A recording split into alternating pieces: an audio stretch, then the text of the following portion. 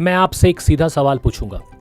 अभी जो काम आप कर रहे हो उसे आप जेन्युइनली लाइक करते हो? नहीं करते तो सब कहते हैं अपने पैशन ढूंढो, सब ठीक हो जाएगा। पर मैं आज तुम्हें एक ऐसी बात बताऊंगा जो कोई मोटिवेशनल स्पीकर नहीं बताता। ये एडवाइस एक झूठ है। 2005 में स्टीव जॉब्स ने स्टैनफोर्ड में बोला था, डू व्हाट यू लव। दुनिया ने माना, पर किसी ने चेक नहीं किया कि जॉब्स खुद पैशन फॉलो करके एप्पल नहीं आए। इलेक्ट्रॉनिक्स उनका साइड हसल था, सिर्फ पैसे कमाना चाहते थे। पैशन बाद में आया जब वो यूएस काम करने जेन्युइनली गए थे और वहां एक्सपर्ट हो गए। कैल न्यूपोर्ट की ये book so good they can't ignore you, ये एक सिंपल मैसेज है। पैशन फॉलो मत करो, पहले इतना रेयर और वैल्यूएबल बनो कि दुनिया तुम्हें इग्नोर नहीं कर सके। पैशन खुद आ जाएगा। स्किल्स बनाओ, करियर कैपिटल बिल्ड करो, डेलिब्रेट प्रैक्टिस करो, ऑटोनॉमी अर्न करो और मिशन खुद इमर्ज होगा। ढूंढना नहीं पड़ेगा। अगर तुम अपने करियर को सीरियसली लेते हो, ये वीडियो एंड तक देखना। एक चीज गारंटी देता हूं, आज के बाद तुम करियर को अलग नजर से देखोगे। ये वीडियो मजेदार होने वाली है। चलिए शुरू करते हैं।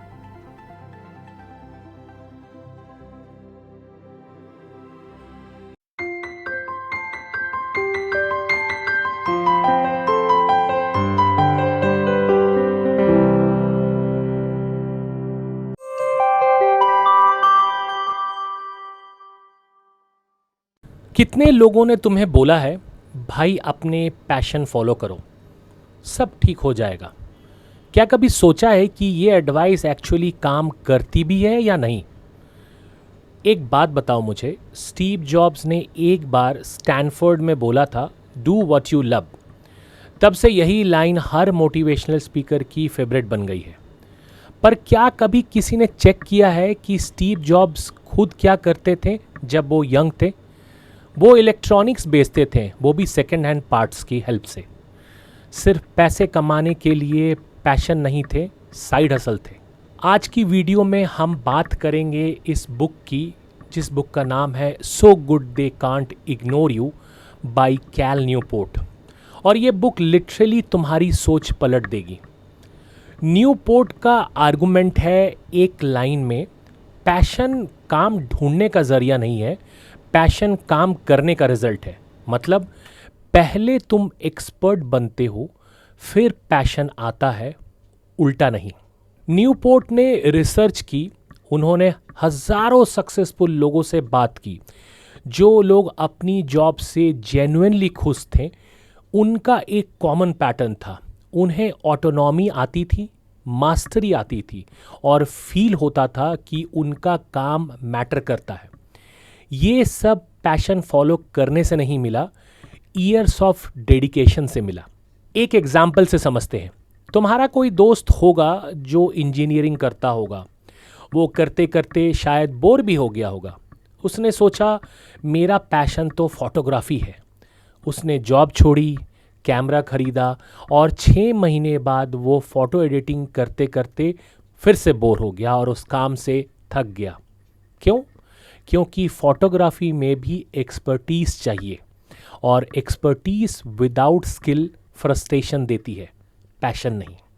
एक और एग्जाम्पल से समझते हैं।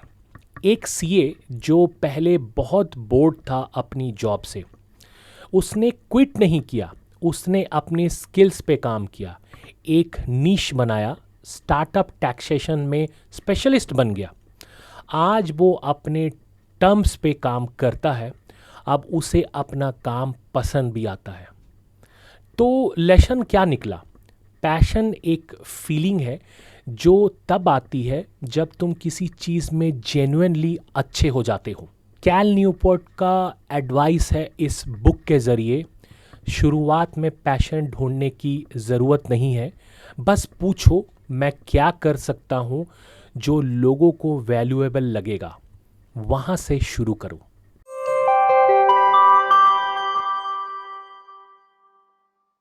तुम अपने जॉब के बारे में क्या सोचते हो? ये मुझे क्या दे सकती है, या मैं इसमें से क्या ले सकता हूँ? ये एक लाइन का फ़र्क है, तुम्हारी पूरी करियर की ट्रैजेक्टरी चेंज कर सकती है। दो तरह के लोग होते हैं इस दुनिया में। पहला, जो नई जॉब ज्वाइन करते हैं और 3 महीने बाद सोचने लगते हैं, यार मुझे यहाँ सेटिस्फैक्शन नहीं मिल रहा, शायद ये मेरा पैशन ही नहीं है। और दूसरा, जो सेम जॉब ज्वाइन करते हुए ऊपर से नीचे तक प्रोसेस को समझता है और 2 साल बाद वो इंसान बन जाता है जिसको कंपनी छोड़ ही नहीं सकती। न्यूपोर्ट कहते हैं, फ़र्क स्किल में नहीं, माइंडसेट पे है। न्यूपोर्ट ने 2 माइंडसेट डिफाइन किए हैं। पहला, एक पैशन माइंडसेट। क्या ये जॉब मेरी पैशन से मैच करता है? क्या मुझे यहाँ खुशी मिलती है? क्या मैं यहाँ ग्रो कर रहा हूँ? ये माइंडसेट तुम्हारे हमेशा डिससैटिस्फाई रखता है, क्योंकि कोई भी जॉब हर रोज एक्साइटिंग नहीं हो सकती। दूसरा है क्राफ्ट्समैन माइंडसेट। मैं अपना काम इतना अच्छा कर सकता हूँ कि लोग मेरे बारे में बात करेंगे। मैं कंसिस्टेंसी डिलीवरी करूँगा, सीखूँगा और बेहतर बनूँगा। ये माइंडसेट तुम्हें एक्चुअली ग्रोथ देता है। क्राफ्टमैन माइंडसेट एक कारपेंटर की तरह है। वो दिन रात अपना काम परफेक्ट करने की सोचता है, एक एक चीज़ पे ध्यान देता है। सिर्फ एक चीज़ उसके लिए मायने रखती है कि काम कितने अच्छे से हो सकता है।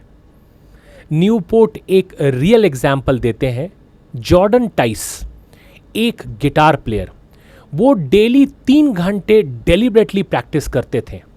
बोरिंग स्केल्स, रिपीटेटिव एक्सरसाइज, कोई यूट्यूब फेम नहीं था उनके पास, कोई वायरल मोमेंट नहीं था उनके पास। एक दिन न्यूपोर्ट ने उससे पूछा, आप इस चीज़ से बोर नहीं होते? जॉर्डन ने कहा, मुझे रिजल्ट से प्यार है, प्रैक्टिस से नहीं, पर प्रैक्टिस ही मेरा रास्ता है। आज जॉर्डन वर्ल्ड क्लास गिटारिस्ट है। उन्होंने पैशन फॉलो नहीं किया, उन्होंने क्राफ्ट्समैन माइंडसेट को फॉलो किया। इसको एक दूसरे एग्जाम्पल से कॉन्टेक्स्ट में समझते हैं। वो सीए, वो कोडर, वो टीचर जो सबसे पहले आते हैं, सबसे ज़्यादा क्वेश्चन करते हैं, सबसे ज़्यादा प्रैक्टिस करते हैं, 10 साल बाद वही सबसे सक्सेसफुल होते हैं। न्यूपोर्ट का एक कोर इनसाइट है इस चैप्टर में, ग्रेट वर्क की अपॉर्चुनिटी रेयर होती है, और रेयर चीज़ तब मिलती है जब तुम खुद रेयर हो, मतलब जब तुम्हारे पास वो स्किल्स हो जो बहुत कम लोगों के पास है। तो आज से अपनी जॉब पे जाने के बाद ये एक सवाल खुद से पूछना, क्या मैं आज कल से बेटर काम कर सकता हूँ? बस इतना काफ़ी है शुरुआत के लिए।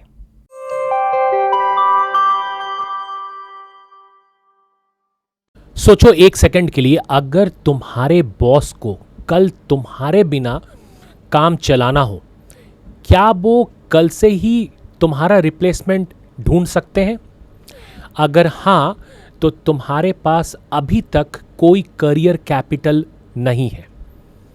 एक सिंपल टेस्ट, ये जानने के लिए कि तुम अपनी जॉब में वैल्यूएबल हो या नहीं। सोचो, अगर तुम कल कंपनी छोड़ दो तो रिप्लेसमेंट ढूंढने में कितना टाइम लगेगा तुम्हारे बॉस को? 1 हफ्ते से कम? तो ये सैड न्यूज़ है, तुम्हारी वैल्यू अभी भी लो है। 1 महीने से ज़्यादा? कॉन्ग्रेचुलेशन, तुम जेन्युइनली वैल्यूएबल हो कंपनी के लिए। न्यूपोर्ट इसको बोलते हैं करियर कैपिटल, वो रेयर और वैल्यूएबल स्किल जो तुम्हारे पास है और मार्केट में जिनका डिमांड है। करियर कैपिटल एक बैंक अकाउंट की तरह है, जितना ज़्यादा तुम डिपॉजिट करोगे, प्रैक्टिस, प्रोजेक्ट्स, लर्निंग्स, फीडबैक्स, उतना ज़्यादा तुम्हारा बैलेंस बढ़ेगा। और जब तुम्हारा बैलेंस ज़्यादा होगा तब तुम बेटर चीज़ें डिमांड कर सकते हो। Flexible hours, remotely working, interesting projects और सबसे इंटरेस्टिंग ज़्यादा सैलरी। न्यूपोर्ट कहते हैं दुनिया में दो तरह के जॉब मार्केट में है। पहला, winner take all the market, जहां सिर्फ एक ही स्किल मायने रखती है, जैसे यूट्यूब में हम व्यूज़ लाना चाहते हैं। दूसरा, ऑक्शन मार्केट, जहां मल्टीपल स्किल्स मिल के तुम्हें वैल्यूएबल बनाती है, जैसे प्रोडक्ट मैनेजमेंट, कंसल्टिंग, टीचिंग। अपना मार्केट पहचानो और उसी के अकॉर्डिंग अपना स्किल बिल्ड करो। एक रियल एग्जाम्पल से समझते हैं। मेरे एक दोस्त ने 5 साल तक एक बोरिंग डेटा एंट्री जॉब की। सब उसे बोलते थे यार छोड़ दो, कोई फ्यूचर नहीं है इस पे। पर उसने वहाँ पाइथन सीखा, एक्सेल ऑटोमेशन सीखा, फिर फाइनली एसक्यूएल सीखा। 2 साल में वो उस कंपनी का डेटा गाय बन गया, जिसके बिना कोई भी मेजर डिसीजन नहीं होता था। आज वो अपने टर्म्स पे काम करता है, रिमोटली, फ्लेक्सिबल टाइमिंग और सैलरी पहले से 3 गुना। उसने पैशन फॉलो नहीं किया, उसने बोरिंग जॉब में रेयर स्किल्स बिल्ड किया। यही करियर कैपिटल है। न्यूपोर्ट की एक एडवाइस है इस चैप्टर में, अपने करंट जॉब में हर हफ्ते एक नई स्किल ढूंढो जो तुम्हारे काम को बेटर बना सके। स्लोली स्लोली तुम्हारे करियर कैपिटल का अकाउंट भर जाएगा, और जब वो अकाउंट भर जाता है तो तुम वो लोग हो जाते हो जिन्हें सो good they can't ignore you कहते हैं।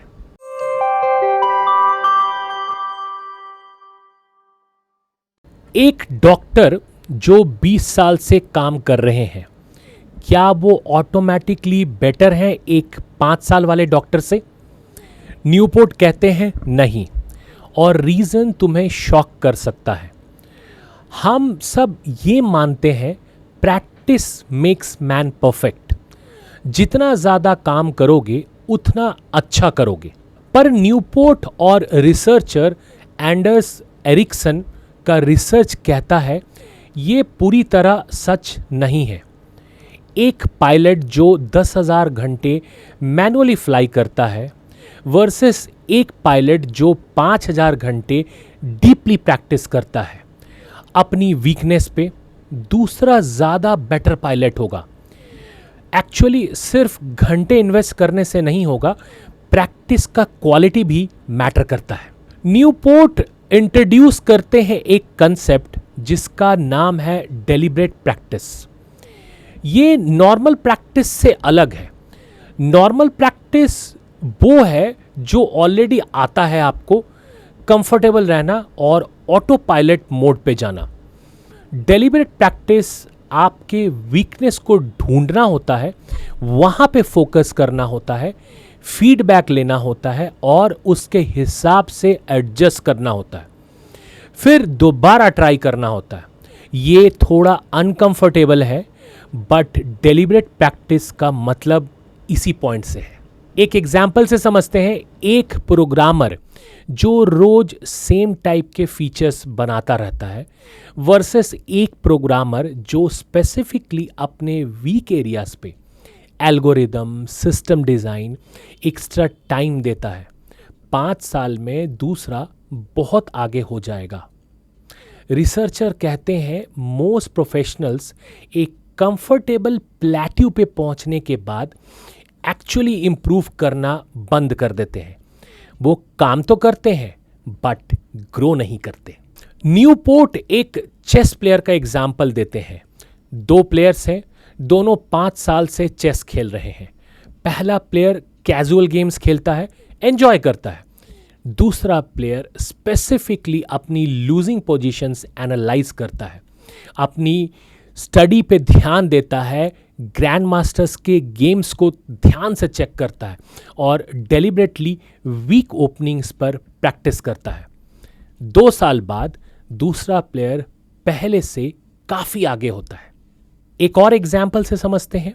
आईआईटी कोचिंग में जो स्टूडेंट्स टॉप करते हैं वो नहीं होते हैं जो सबसे ज़्यादा पढ़ते हैं, वो होते हैं जो स्पेसिफिकली अपने वीक सब्जेक्ट्स पे एक्स्ट्रा टाइम लगाते हैं, मॉक टेस्ट्स एनालाइज करते हैं और टीचर से टारगेटेड फीडबैक लेते हैं। एक प्रैक्टिकल एक्सरसाइज न्यूपोर्ट इस चैप्टर में देते हैं, स्ट्रेच एंड डिस्ट्रॉय। स्ट्रेच मतलब एक टास्क लो जो तुम्हारी करंट एबिलिटी से थोड़ा मुश्किल हो, जो तुम्हें इजीली नहीं कर सकते हो। डिस्ट्रॉय, उस टास्क को पूरी तरह कंप्लीट करो, फीडबैक लो, एनालाइज करो कहाँ गलत हुआ। ये अनकंफर्टेबल लगेगा। न्यूपोर्ट इस चैप्टर में कहते हैं यही साइन है कि तुम ग्रो कर रहे हो।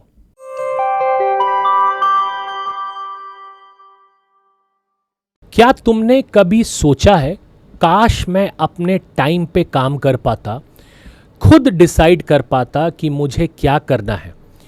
ये फीलिंग इतनी कॉमन क्यों है? न्यूपोर्ट के पास आंसर है और इसका एक सॉल्यूशन भी। एक सर्वे में पाया गया है कि 70% वर्किंग प्रोफेशनल अपनी जॉब में एंगेज्ड नहीं फील करते। न्यूपोर्ट कहते हैं ये इसलिए नहीं करते क्योंकि वो रॉन्ग करियर में है, ये इसीलिए करते हैं क्योंकि उनके पास ऑटोनॉमी नहीं है। ऑटोनॉमी का मतलब होता है अपने काम पे कंट्रोल। खुद डिसाइड करो क्या करना है, कब करना है और कैसे करना है। आज के इस चैप्टर में हम ये समझेंगे ऑटोनॉमी क्यों जरूरी है और सबसे इंपॉर्टेंट, इसको अर्न कैसे करें। न्यूपोर्ट का रिसर्च कहता है जो लोग अपनी जॉब से जेन्युइनली सैटिस्फाइड है उनमें एक कॉमन फैक्टर होता है, ऑटोनॉमी। ज़्यादा पैसा या फैंसी टाइटल नहीं, बस थोड़ा सा कंट्रोल। लेकिन यहाँ एक कैच है। न्यूपोर्ट बोलते हैं ऑटोनॉमी अर्न करना पड़ता है। पहले इतना वैल्यूएबल बनो कि कंपनी तुम्हें ज़्यादा फ्लेक्सिबिलिटी दे सके क्योंकि उन्हें तुम्हारे काम की ज़रूरत है। एक इंटरेस्टिंग ट्रैप भी बताता हूँ।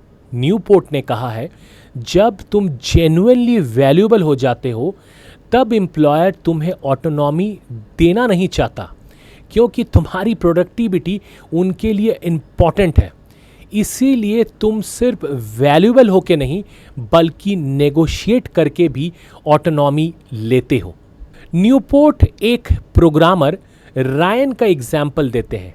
रायन ने 4 साल अपनी कंपनी में एक्सेप्शनल काम किया। उनके मोस्ट कॉम्प्लेक्स प्रॉब्लम्स सॉल्व किए, डॉक्यूमेंटेशन इम्प्रूव किया, नई सिस्टम बिल्ड की।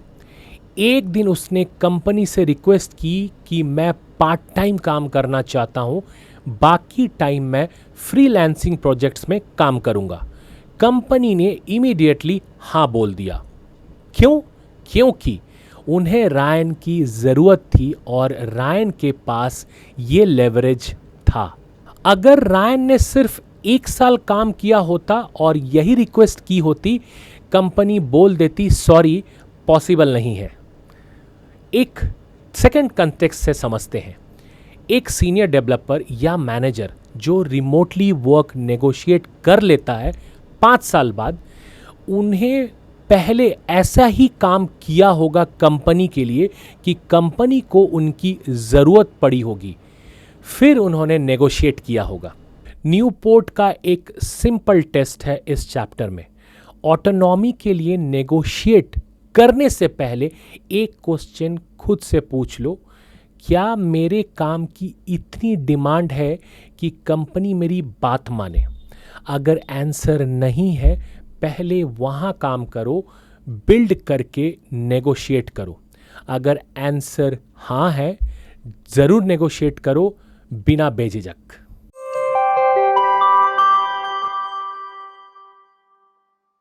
पैशन के पीछे भागने से पहले ये चेक करो। बहुत लोग अपने स्टेबल जॉब को छोड़कर पैशन प्रोजेक्ट शुरू करते हैं। कुछ सक्सीड करते हैं, ज़्यादातर फेल करते हैं। फ़र्क क्या है? न्यूपोर्ट के पास एक सिंपल टेस्ट है। मुझे बताओ, क्या तुम्हें कभी किसी को ये कहते हुए सुना है, यार मैं जॉब छोड़ता हूँ क्योंकि मुझे ट्रैवल ब्लॉगर, एक शेफ़, फोटोग्राफर या योगा टीचर बनना है। और क्या तुमने ये देखा है कि वो 1 साल बाद वो वापस जॉब पे नहीं होते? न्यूपोर्ट कहते हैं प्रॉब्लम पैशन में नहीं था, प्रॉब्लम ये था कि उन्होंने ये क्रिटिकलिटी चेक नहीं की थी पहले। न्यूपोर्ट एक कंसेप्ट इंट्रोड्यूस करते हैं, लॉ ऑफ फाइनेंशियल वायबिलिटी। इसका सिंपल मतलब है किसी भी न्यू करियर पाथ में ये पैशन प्रोजेक्ट को परस्यू करने से पहले एक सवाल पूछो, क्या कोई ऑलरेडी इसके लिए पैसे दे रहा है? अगर हाँ, ग्रीन सिग्नल है, मार्केट प्रूफ भी है। अगर नहीं, रुको या एडजस्ट करो। ये इतना इम्पॉर्टेंट क्यों है? क्योंकि अगर मार्केट ऑलरेडी इसके लिए पैसे नहीं दे रहा तो या तो ये डिमांड में नहीं है या तुम इतने स्किल्ड नहीं हो कि अभी लोग इसके लिए आपको पे करें। दूसरा सवाल पूछो, क्या कोई मुझे स्पेसिफिकली ये काम करने के लिए बोल रहा है और पैसे भी दे रहा है? न्यूपोर्ट एक फूड ब्लॉगर का एग्जाम्पल देते हैं। उस फूड ब्लॉगर का नाम था सारा। उसने सोचा मैं फूड ब्लॉगिंग करूंगी। उसने 6 महीने ब्लॉग लिखे बट कोई इनकम नहीं आया। फिर उसने न्यूपोर्ट की टेस्ट को अप्लाई किया। उसने मार्केट में रिसर्च किया, क्या फूड कंटेंट क्रिएटर्स एक्चुअली पैसे कमा रहे हैं? अगर हाँ, तो प्रॉब्लम क्या है? उसने नीश जेनरिक तो था। उसने पहले पिवट किया, स्पेसिफिकली बजट मील प्रिपेयर की फॉर वर्किंग प्रोफेशनल पे फोकस करते हुए। 3 महीने में फर्स्ट पेड कोलैबोरेशन आया। क्यों? क्योंकि अब उसका काम स्पेसिफिक डिमांड को एड्रेस कर रहा था। न्यूपोर्ट का इस चैप्टर में 3 स्टेप प्रोसेस है। पहला, कोई एविडेंस ढूंढो कि लोग ऐसे काम के लिए पैसे दे रहे हैं। दूसरा, स्मॉल टेस्ट करो, एक फ्रीलांस प्रोजेक्ट, एक कंसल्टेशन या एक सैंपल। तीसरा, अगर लोगों ने पैसे दिए हैं आगे बढ़ो, अगर नहीं एडजस्ट करो नीश या अप्रोच। ये तुम्हें बड़े फेल्यूअर से बचाते हैं। न्यूपोर्ट इसको लिटिल बेट्स कहते हैं, छोटे रिस्क, फास्ट लर्निंग।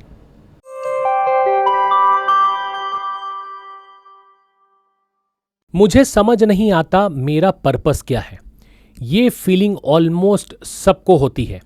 न्यूपोर्ट कहते हैं पर्पस ढूंढने का एक गलत अप्रोच है। पहले एक्सपर्ट बनो, पर्पस खुद आएगा। कितने लोग हैं जो एक नई नोटबुक खरीदते हैं, पहले पेज पे लिखते हैं माय मिशन स्टेटमेंट और 2 घंटे तक सोचने के बाद भी कुछ नहीं लिखते।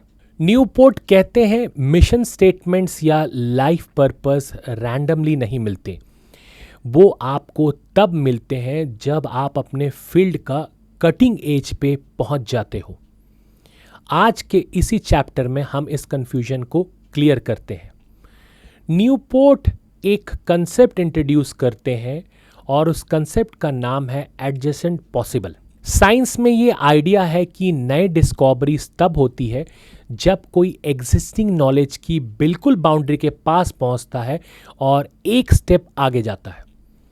सेम करियर, अगर तुम अपने फील्ड में डीपली एक्सपर्ट नहीं हो तो तुम्हें जेन्युइन मिशन नहीं मिलेगा। सरफेस लेवल नॉलेज से सिर्फ जेनरिक आइडियाज आते हैं। एक एग्जाम्पल से समझते हैं। एक डॉक्टर जो सिर्फ MBBS कर चुका है, उसने एक नीश करियर कैंसर ट्रीटमेंट डिस्कवर नहीं चेक की होगी, लेकिन एक स्पेशलिस्ट जो 10 साल से उसी स्पेसिफिक एरिया में काम कर रहा है, वो एक गैप देखता है जो पहले किसी ने नहीं देखा। वो गैप उसका मिशन बन जाता है। मिशन इमर्ज होता है एक्सपर्टीज से, फोर्स से नहीं किया जाता। न्यूपोर्ट एक एग्जाम्पल देते हैं। किर्क फ्रेंच एक आर्कियोलॉजिस्ट, उसने सालों तक अमेजोनियन ट्राइब्स के कल्चर को स्टडी किया। फिर एक दिन उन्होंने नोटिस किया कि ट्राइब के पास एक फार्मिंग टेक्निक है जो मॉडर्न एग्रीकल्चर भी नहीं जानती। वो उनका मिशन बन गया, ये नॉलेज प्रिजर्व करना और मॉडर्न फार्मर्स तक पहुंचाना। ये मिशन पहले से एग्जिस्ट नहीं करता था, एक्सपर्टीज ने उसे विजिबल किया। इस चैप्टर में न्यूपोर्ट का मैसेज है, मिशन ढूंढो मत, स्किल्स बिल्ड करो जो मिशन को विजिबल बनाए। अपने फील्ड में डीप एक्सपर्टीज लगाओ। एक दिन तुम एक गैप देखोगे, एक प्रॉब्लम जो कोई सॉल्व नहीं कर रहा, वो तुम्हारा मिशन होगा। और क्योंकि तुम्हारे पास स्किल है, तुम उस मिशन पे एक्ट कर सकते हो।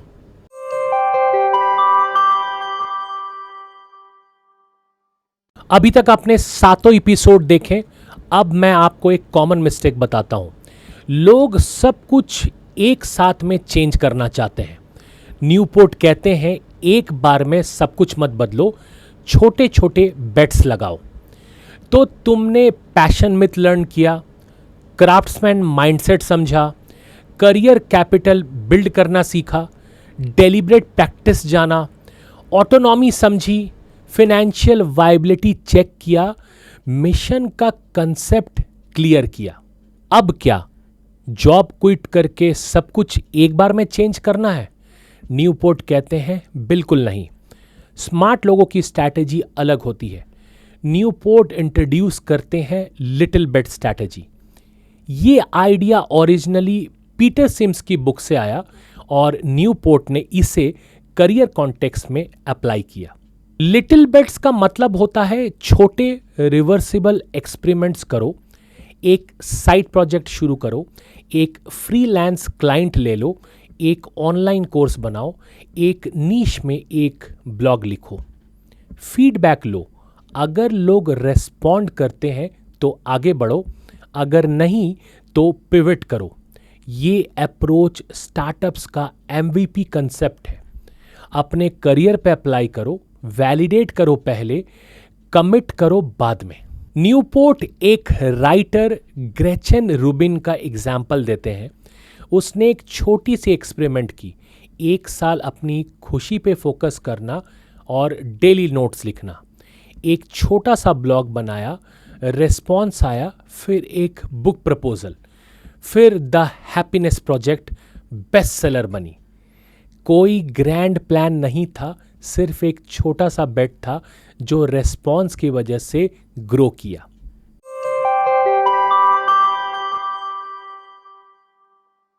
तो पूरी सीरीज का समरी एक बार समझ लेते हैं। पहली बात, पैशन फॉलो करना गलत एडवाइस है, पहले एक्सपर्ट बनो। दूसरा, क्राफ्ट्समैन माइंडसेट अडॉप्ट करो, दुनिया को क्या दे सकते हो ये सोचो। तीसरा, करियर कैपिटल बिल्ड करो, रेयर और वैल्यूएबल स्किल्स। चौथा, डेलिब्रेट प्रैक्टिस करो, uncomfortable growth is the real growth. पांचवा, ऑटोनॉमी अर्न करो, नेगोशिएट करो जब तुम्हारे पास ये लेवरेज हो। सिक्स्थ, फाइनेंशियल वायबिलिटी टेस्ट करो हर पैशन प्रोजेक्ट्स के लिए। सातवां, मिशन इमर्ज होने दो एक्सपर्टीज से। आठवां, लिटिल बेट्स लगाओ, छोटे स्टेप्स, फास्ट लर्निंग। अगर ये पूरा एपिसोड तुम्हारे काम आया, प्लीज़ एक काम करना, एक दोस्त को टैग करो जो अपनी पैशन फॉलो करो वाली एडवाइस से कंफ्यूज्ड है। ये पूरा वीडियो उनके लिए है।